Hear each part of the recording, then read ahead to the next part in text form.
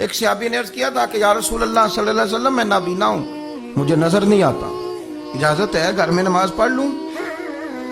تو میرے کریم علیہ السلام نے فرمایا تیرے کانوں میں اذان کی آواز جاتی ہے؟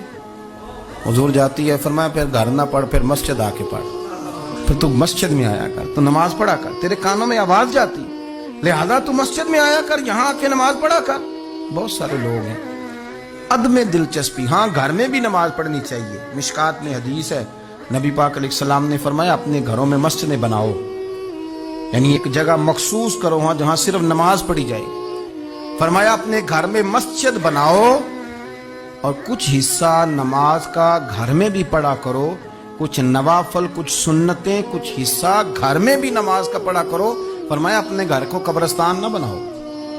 اس کا مطلب ہے جس گھر کے اندر نماز نہ پڑھی جائے بالکل، اس گھر میں سارے زندے لوگ بھی رہتے ہوں تو گھر قبرستان ہے۔